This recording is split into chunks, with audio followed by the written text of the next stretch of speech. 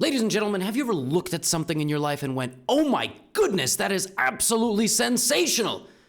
Well, you will in today's video, because I'm going to be bringing you one of the most insane chess matches that I have ever been a witness to. And before we jump into the games today, I'd like to thank the sponsor of today's video, 80,000 Hours. Folks, what does the number 80,000 mean to you? 80,000 chess elo is 28.2 Magnus Carlsens. But I'm not talking about chess elo, I'm talking about your future. Your career. 40 hours a week times 50 weeks a year times 40 years. 80,000 hours. That is an insanely high number, and it's your biggest opportunity to make a difference and a positive impact on the world. Which career path you choose is one of the most important decisions you'll probably have to make in your life. And that's where 80,000 Hours can help. They're a nonprofit that aims to help people have a positive impact with their career. And everything they provide is 100% free. Free! No hidden fees. No cost to you. They have spent the last 10 years doing research alongside academics at Oxford University to work out how much impact one person can actually have and what are actually the best ways to make an impact on important global issues. I stumbled into this career by accident. And while this is great right now, I am constantly thinking about how to have a positive impact beyond chess in the future. I wish I knew about something like 80,000 Hours back in high school and college. Career advice was inconsistent and so confusing. My friends, go to 80,000hours.org/Gotham or click the link in the description and you'll be sent a free in-depth career guide, which can help you learn more about what it really means to have a high impact career and also how to get some new ideas for impactful paths and actually how to make a plan and put it into action. All right, let's get back to the video. Thanks, sponsored Gotham. My friends, 8 chess games are going to be covered in this video. I'm going to take you through the storyline of this unbelievable match played between Alireza Firouzja and Wesley So just a couple of days ago on chess.com. It's the Speed Chess Championship. The way it works is the players have a certain amount of time to play 5-minute and 1-second bonus time. Then they play a certain amount of time of 3-minute and 1-second bonus time, and then they end with bullet. And at the end, you tally up the score, and the winner wins the match. This match... Well, I'm not going to spoil anything. We start the match with Alireza Firouzja playing e4 and going into an Italiano. Knight f6, d3, bishop e7. The chess is relatively insignificant. Alireza takes some space on the queen side, chops off the knights, chops off the bishop, and confidently expands into his opponent's territory. Now, Wesley So is one of the best defensive chess players in the world. Not like defensive verbally. He is a very, very good defender. He's very practical. Plays pawn to f5 in this position, mobilizing forces toward Alireza's king. Alireza plays a4. And then Alireza plays a5. Alireza's like, bro, you've given me all the space on the queen side. I might as well take it because if you chop, you can't bring your knight out or your bishop. And if you play f4, I just move my bishop back to d2, and let's not pretend like we're actually going to create some sort of attack here. So instead of that, Wesley goes here, plays rook f8, and Alireza keeps going. Alireza, starting off this match by attacking his opponent, plays c6, Wesley chops, plays d4. All right, tense moment. Is this an asset or a liability for white? Is this an asset or a liability for white? We have bishop b4, rook b8, check, takes. Now we have a position of knight versus bishop. Alireza's plan is something like this. He wants to win the pawn, he wants to rotate his knight somewhere over here, maybe put the knight over here, maybe create an attack on the light squares in the future. Wesley puts the rook on b5 and says, young man, why did you just give me this pawn? And Alireza goes, well, because I'm going to go here. And then here, look at me, I'm so clever. Sacking the rook, you take, I take, queen c6, knight e5. All right, you can't take because your rook is hanging. Got him. Nope. Wesley plays queen c3. Queen c3 is what we call a cold shower, which sometimes feels nice on a hot day, but right now it's the middle of winter and Alireza is being forced to take a cold shower. The point is that the queen hits this, and the knight is still hanging, which means white has to trade the queens. White now has to get the knight out of danger, and by the time that happens, the pawn has arrived on c2, and you can go here to block out the bishop, but rook d8 to go rook to d1, bishop f6, stops the pawn to e7, rook d1, as well as this. Alireza loses. Now, I told you I was going to show you 8 games in this video. That's 1 out of 8. 12.5% finished. All right? How was your attention span? Alireza loses early in the match. Now, Alireza now has the black pieces. He plays knight to f6, and he plays what's known as the King's Indian Defense, one of the most aggressive openings in chess if you'd like to play for a win and create some imbalance. Pawn to e5, pawn takes d4. One of the lines. Rook e8, c6, d5. Attacking the center of the board. Wesley takes once, and then Wesley castles. Now, if Alireza takes on c4, the bishop will take. So Alireza goes here trying to target the center, and then plays knight h5, targeting the center with the bishop and with the knight to go to f4. g3. Now, look at this. Bishop h3. All right. Alireza improved. Oh, my goodness. Every piece that Alireza has is getting a turn. Rook is coming to the center. Every piece has gotten a turn. Knight f4. Something might happen over here. He's got a very nice position. Knight b5, bishop e5. Every piece that Alireza has is being utilized for the attack. I mean, the position does not get any better. Wesley is on the back foot. But look at the time. Look at the time that Alireza has spent to get here. That is, you are not looking at that wrong. It is 8 seconds versus 3 minutes and 29. This is really, really bad. He has a lot less time than his opponent. He has 1 second bonus time every time he makes a move, but that's not very, that's not very good. Now he goes back, and slowly, Wesley starts fighting back. Now he gets rid of his knight, and he wins a pawn. And in low time, Alireza goes here, hanging this and this. Now Alireza is down 3 pawns. And because he has 6 seconds on the clock, he plays rook f8, loses his knight, tries to take, runs out of steam, g4, and you can take with the bishop. The bishop d4 check is fatal. And very unfortunate. Very unfortunate. This is just the way it goes. Alireza has now lost 2 games. We are now down 25% of the games of this video. 2 out of 8. Alireza is losing 2-0. We stay in the 5-minute segment. Oh, looks like a couple of the moves were spoiled. e4, e5. We have another Italian. Nothing crazy. 2 top-level grandmasters going for another Italian. This time, Alireza plays bishop h4, reroutes the bishop, and he still takes space on the queen side, but he does it slightly differently, and this time he plays for the center. Now, my friends, what you are about to witness, you should never, ever, ever do at home, okay? There's like viewer discretion is advised, like parental advisory for movies. There's don't try this stunt at home. What you are about to witness is the equivalent of 2 grandmasters who have a caffeine high and are going to a rage room. You know those rooms where they give you a hammer and allow you to smash things? That is what you are about to witness. Knight takes in the center. Now Alireza takes on e5. Now pawn to d5, holding everything together in the position. Now knight to f5. I mean, this is some really wild stuff.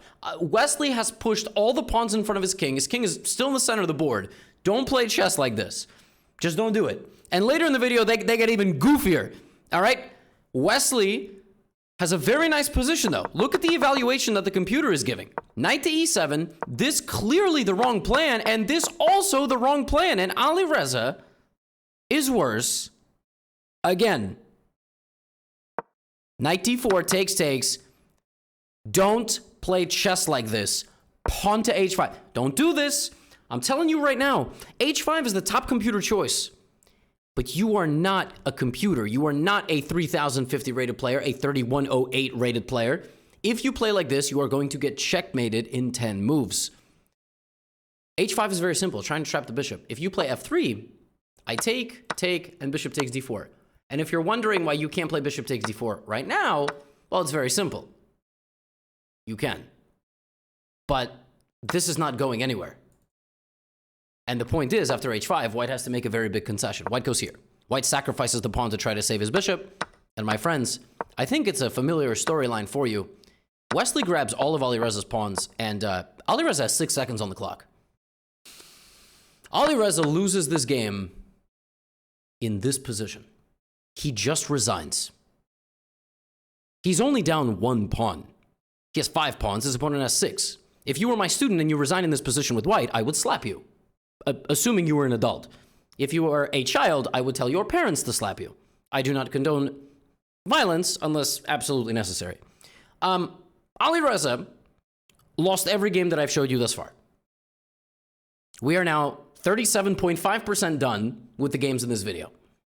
Alireza lost the 5+1 section of this match 7-2. He was down 5 games. Now, you're a smart viewer. About 90% of you probably understand that's not the end of the story. 10% of you are just watching passively in the background and not really paying attention much. You smell. The king goes to f7, and the 5+1 segment ends with a 7-2 scoreline. We start 3+1 blitz. It is 7 points for Wesley, 6 wins, 2 draws, 2 points for Alireza, 1 win, 2 draws. 7-2, down 5. Down 5 is a lot. Reminds me of a certain World Cup, except one team didn't even make it to 2.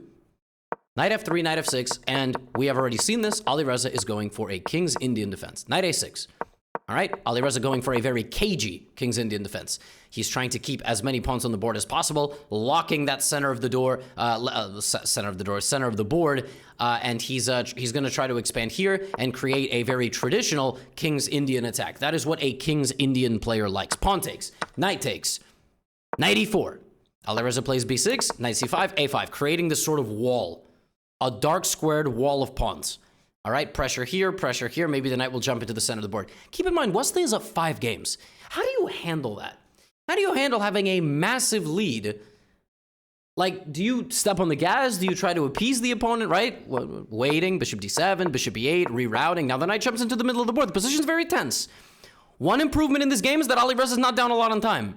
h4, takes, bishop f2, bishop g6, king h7, king h2, queen e7, knight f5. All right, both players at a minute on the clock. There goes Alireza with pawn to h5.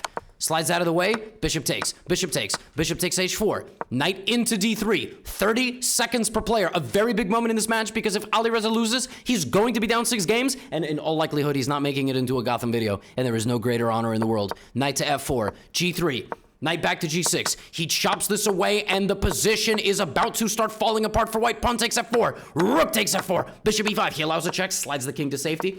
Knight e4. You may ask yourself, why was this check not played? Because of queen h7. Because at the end of everything, there is a bishop pinning a rook to a king. Knight e4. Alireza goes here. Wesley comes forward. Queen c2 check. And my friends, mate is actually on the board for white. But you know who's getting mated first? Mr. Wesley. Queen d1, queen e2, king h1, queen e1. And now, anywhere you move the king, I take the rook with check. Queen f3. It's going to be mate very shortly. Checkmate. We have now concluded... How many games? 4. 4 out of 9. 4 out of 9 games. Yeah. Oh, it's about to get real wild. It's about to get real wild. I subtracted a game. I've been calculating incorrectly, but I was just doing that to keep your attention. I thought there was 8 games. It's actually 9. It's 9 games. Which means my entire percentages this entire video have been off because I've been calculating. Wow. And I'm not even going to edit that out. I told you in the beginning of this video there was 8 games. I lied. There's 9 games. Why did I tell you there was 8 games? There's 9 games. And I've been calculating the fractions based on the 8 games. I'm having an existential crisis right now. There's 9 games. Surprise. Well, this is awkward. Let's continue. Alireza starts a comeback. 7-2 down in the 5+1 segment. Plays pawn to e4, e5. This time we have a Petrov defense by Wesley. d4. Now, what you're about to witness is disgusting. Once again, I am going to compel you not to play chess like what I am about to show you. Knight takes e4, pawn takes e5, bishop goes to c5, bishop goes to c4. Wait, I'm sorry, what? Is there not a direct threat on f2? Yes. Knight takes f2 is allowed. You know why? What is worth more than a queen and a rook? You. You are worth more than a queen and a rook. But also, the king. Bishop takes f7. Luring the king out. If the king didn't take, you would just save your queen. Now queen d5 check. And you take the bishop. And the knight takes on h1. And white is down a full rook. Now, this knight sucks. But you're still down a rook. Still down a rook. And the position's equal, but it's very, very stressful position. h6 and d6. Black trying to fight back. Black trying to save the king. Get the pawns out of there. Knight d5. Alireza hits c7. Knight c6. Alireza plays e6. It looks like you can take, but then you get forked. This would be really bad. So you can't take. So he goes king h7, and he hides the king, but now Alireza pushes the pawn. Queen e8, now knight c7. Now they trade the queens, and he gets the rook back. Oh my goodness. It's like an apocalypse. The entire board, and now both guys have knights trapped on the end, but this knight can get out. And guess what? It does. It escapes, but not for long. Not for long. The knight is trapped once again. Now we have long castle, rook c7, bishop a7, b5. Now the bishop comes to b6 and d4 because the black knight in the corner on h1 is not going anywhere. And at the end of the day, finally, Alireza takes. And when all of this settles, he is just up a pawn. It's not one of these. It's not one of these. He is up the most powerful pawn of all. The outside pass pawn. Pawn on the outskirts of the board that can be escorted. The knight, the king could all push this pawn forward, and it's going to be very difficult for black to defend. It would be harder for black to defend if he had a knight, but he doesn't. He has the most powerful long-range weapon in the game, with the exception of a queen. Rook a6, rook a1, a4, and a couple moves later, a5. You will notice Alireza is sacrificing everything. He sacrifices all his pawns because the pawn is going to go. He's not scared of discovered check. The pawn makes it to a7. But I got bad news for Alireza. That pawn's not going anywhere. Nobody can actually successfully escort the pawn. And he didn't go here because of takes, and it would be discovered check. Yeah, and Alireza's not going to make his way through. But they have 7 seconds on the clock. 7 seconds on the clock, anything can happen. Alireza plays knight c7. Alireza chases the bishop. He chases the bishop. He chases the bishop. He chases the bishop. He threatens to push the pawn. He also threatens to disconnect the bishop from the defense. Now the bishop goes here. Now Alireza wins the pawn back. Now Wesley plays rook a3 and is going to stop the pawn, but now rook d7 check, and now knight b5. Now the pawn is defended by the knight, and the bishop is hit by the rook. Now the bishop doesn't move. Wesley could have moved the bishop, let's say, to c6, but then rook d6. Wesley could have moved the bishop to f3, but then the rook would have been hanging. So instead, he makes it down to h3. Alireza plays rook b8, rook g8, takes on g4, rook h4 is coming, the pawn is unstoppable. Alireza wins again. There is more 3-minute chess to be played. Alireza storms back in this segment from a 7-2 deficit. He was down 5 games. The match was all but over. Wesley tried to fight back. Wesley played a Pierce defense. He played rook e1, rook e8, and he basically said, I'm going to mimic you. I'm going to play symmetrically. And Alireza took space. Alireza took space away from Wesley, and then took space away from Wesley. That's just what he does. He loves space. Bishop e3, c4, c5, maybe takes, maybe bishop b5, pressure, here at the rook and the queen and so on. But what did Wesley do? Wesley prepared pawn to f5. So Alireza is focused on this side, and so Wesley is focused on this side. f3, f4, there we go. Bishop f6. Alireza plays c4. I told you that he's all in. He is all in, c4, c5. Wesley tries to trade the dark squared bishop. He's going to succeed. c5, now Alireza takes en passant. Takes and continues chugging forward. 30 seconds on the clock. He chomps in. Now here comes the queen forward. Here comes the knight forward. Here comes the rook taking the entire d-file. And Alireza plays knight to b6, hitting the knight, hitting the rook. You have to take, but then the pawn gets a square closer to promotion. Knight c5 is a thing, hitting the queen and the bishop. Rook d7 at any moment you want. The queen also threatens the pawn. And in this position, after just playing knight to b6, material is equal, time is basically equal, and Wesley So resigned. Wesley So started this match up by 5 games. 7-2. It is now 9-9. Do the math. The 3-minute portion of this match ended 7-2. Alireza. These guys traded 7-2 scorelines in the Blitz. It could not have been more lopsided in either segment. I'm not sure that has ever happened in the Speed Chess Championship, where one person loses by 5 and then wins the next segment by 5. It is unheard of. So what is the next segment they got to play? Bullet. They were trading blows. This is one of the last several games that they were playing. Now they've only got a minute for the entire game. You got no time to think. You're just playing fully on adrenaline. Long castles by Wesley. You know what that means? That is a declaration of hostility. He has got nefarious intentions with Alireza's position. Alireza plays a3 and b4. Wesley plays bishop b6. And I got news for you. One man has a faster attack in this position, and his name is Wesley So. He immediately takes the pawn. He plants the rook firmly on the g4 square, exerting pressure on 3 sides Pawn to g3. Now the queen is sneaking in on the light squares. It's like a Trojan queen. Rook takes h4. Now the queen is opened up. Now knight goes to g4. Queen slides back to e7. Who's going to protect this pawn? Who's going to protect the pawn? Is it going to be the queen? But here comes the rook. King g2. Cool, calm, and collected. Wesley leaves the position. The rook pins the queen to the king. Alireza plays here. Wesley doesn't even take the queen. He goes here. The point, he can't take. That's not going anywhere. What an absolute slobber knocker of a game. I'm pretty sure that's a term. Wesley So wins this game so fast, and it all comes down to the final bullet game. The final bullet game. If Alireza wins this game, there is a playoff. If he doesn't, it's all over. d4, knight f6. Bishop g7, bishop g2, castles, castles. c4, knight d7. Alireza plays the King's Indian defense. He has played many King's Indian defenses in this match. h3, very tense.